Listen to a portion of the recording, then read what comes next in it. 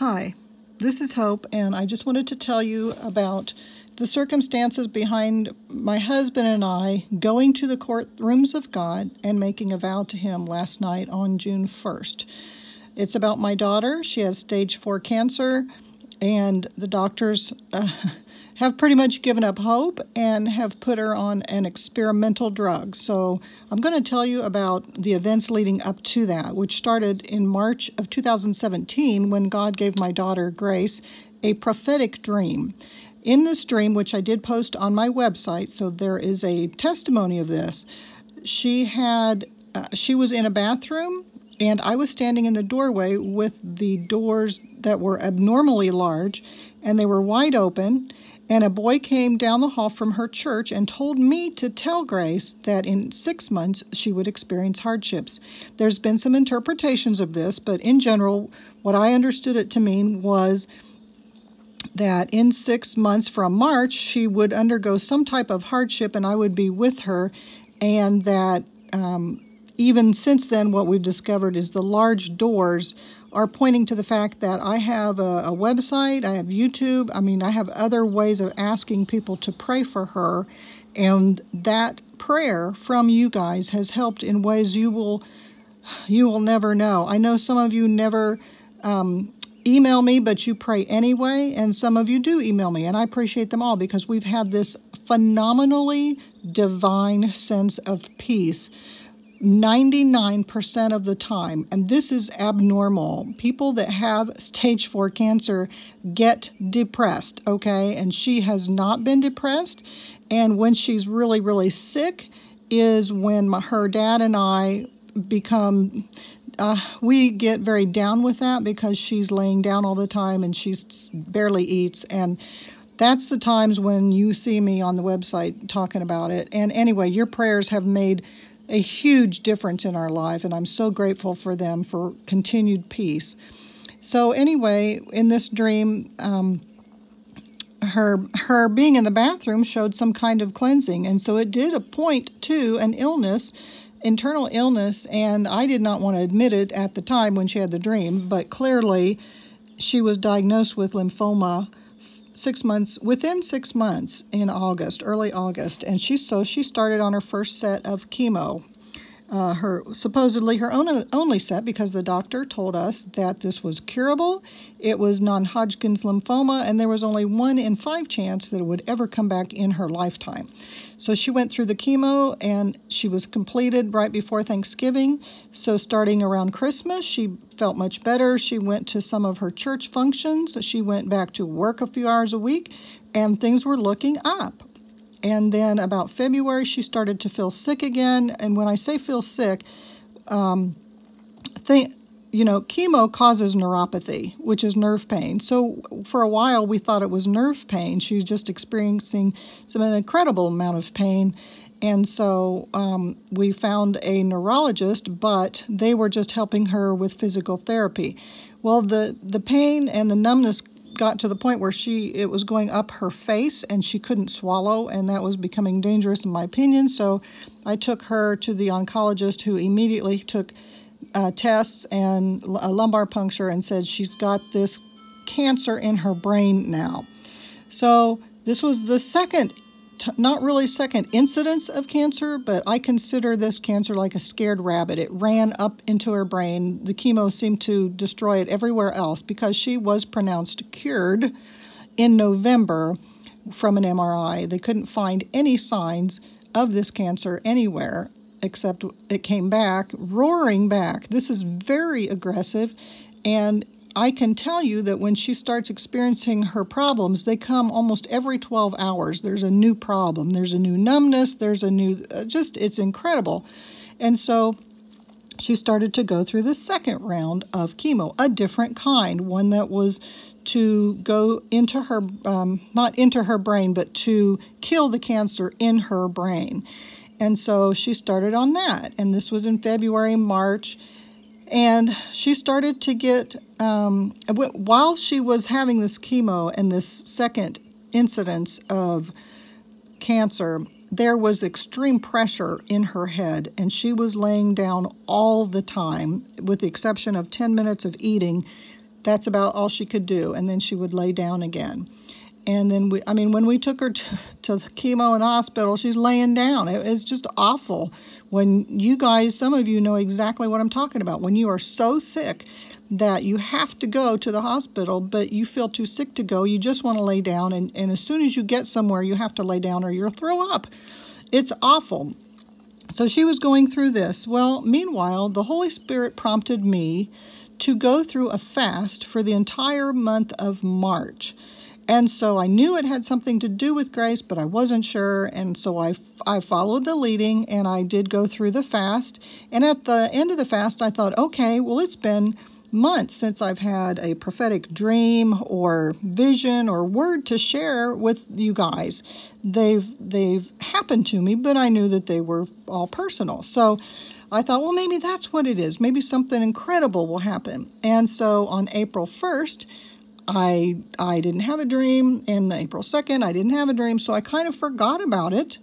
And on April 9th, you can read in the dailies that I post on my website that suddenly I recalled what happened, because on April 1st, our daughter, after a month of being sick, she sat up on the couch, and she was up for like 12 hours straight, watching TV, checking all her emails and different things like this. And we were just amazed that this pressure had left her head. It had finally gone down.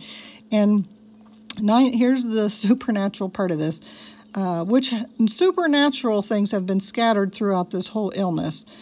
But this was that on April 1st, a couple days later, it finally occurred to me that my fasting could have been pointing to the story in the Bible where Jesus says that these demons, these entities, these evil things that are trying to hurt my daughter might only come out through prayer and fasting.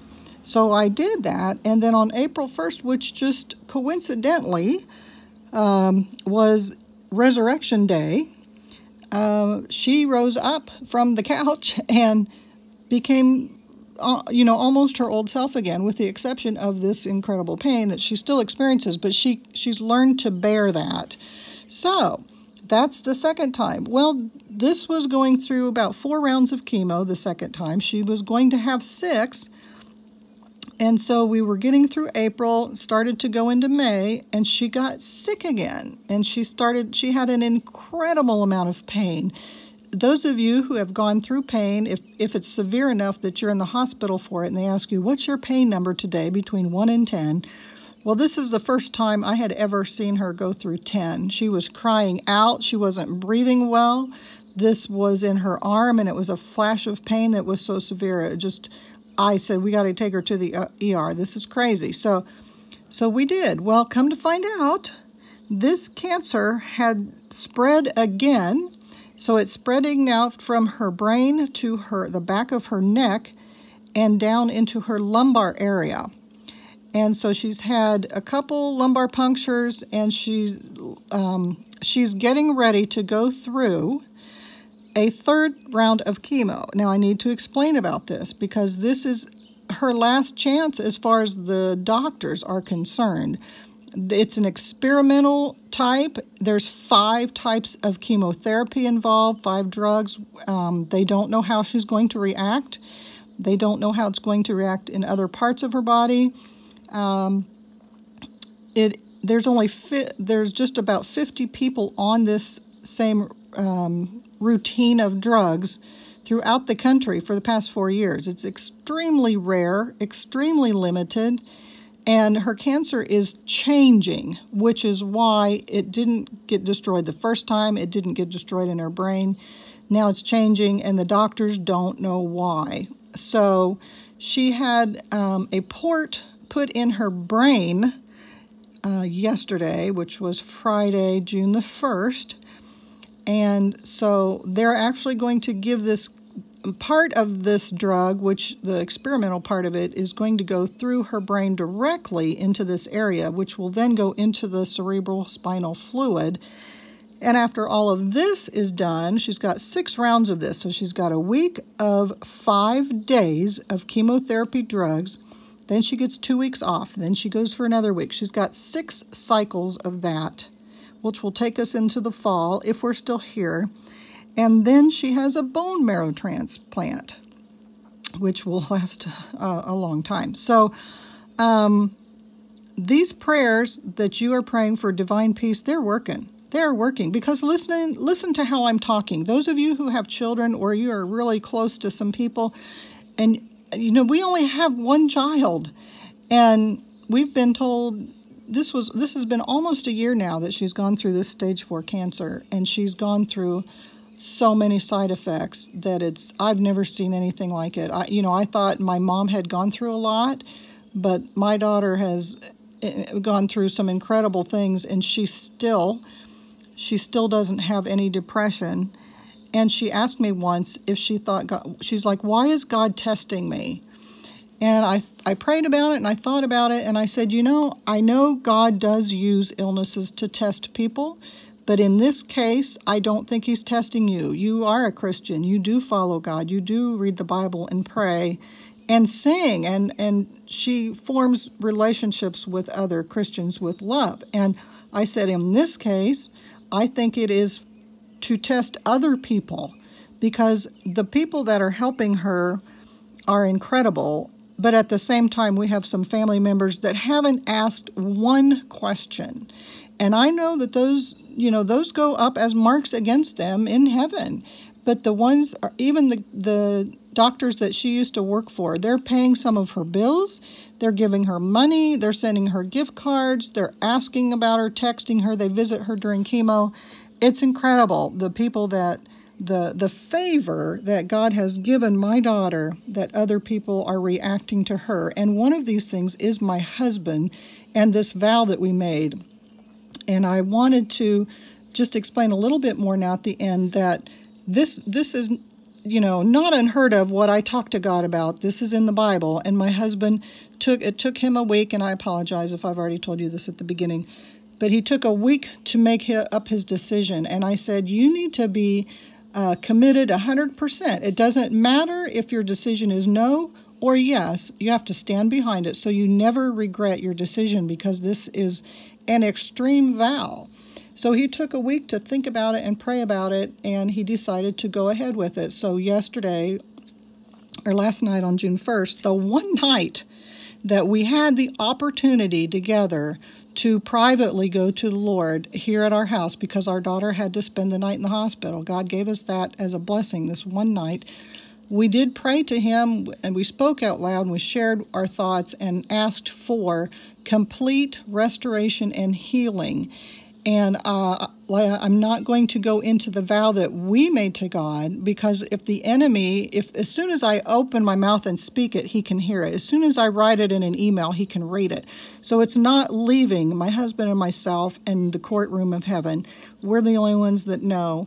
Our daughter doesn't even know. She does know we made a vow for her, because I want her to have hope and encouragement. And I believe that whether we see this healing happen all at once and in a transformation, or we see it over time through chemotherapies and bone marrow, which would be a miracle. I want her doctors to be amazed at what happens to her. And so that's this vow is for others to see what God can do, what Jesus can do in your life if you trust him fully. And I felt prompted by the Holy Spirit, extremely prompted to make this vow. So my husband agreed with it, and so we went to the courts last night, and I wanted to tell you what happened. So now you kind of have the whole story of what's going on with our daughter, and you can follow from there in the dailies that I post on my website if you desire. Thank you.